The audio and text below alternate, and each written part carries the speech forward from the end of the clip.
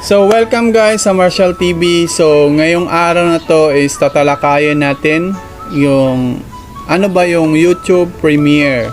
So kung hindi nyo pa narinig yung YouTube Premiere guys, so i-discuss ko ang YouTube Premiere, abot na makakaya ko para ma-explain ko sa inyo kung ano ba yung pinagkaiba ng regular upload sa YouTube Premiere. Ayan guys.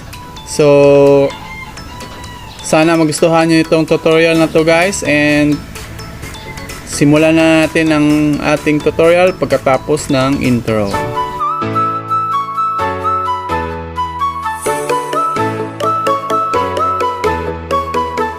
So hello guys. So alam nyo naman kung paano mag-upload. So i-explain ko sa inyo kung ano yung YouTube Premiere. So ang YouTube Premiere guys is style din siya or ibang style ng pag-a-upload. So kunyari meron kayong schedule ng pag-a-upload ng every Friday of the week.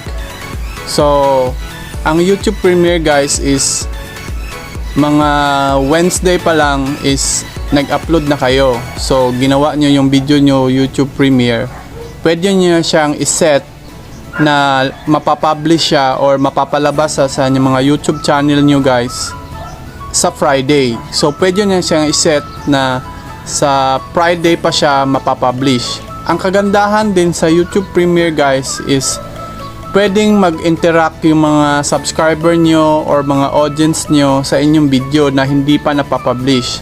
So meaning sa Wednesday pa lang hanggang Friday pwede na silang mag-like or mag-comment about some ipapublish mo pa na mga video. So ganyan yung YouTube Premiere guys.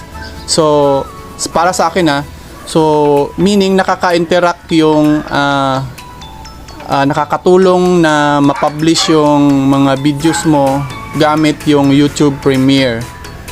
So paano ba gumawa ng YouTube Premiere or mag-upload ng YouTube Premiere? So ilalagay ko dito guys sa taas kung paano gumawa ng or gawing YouTube Premiere yung inyong mga video.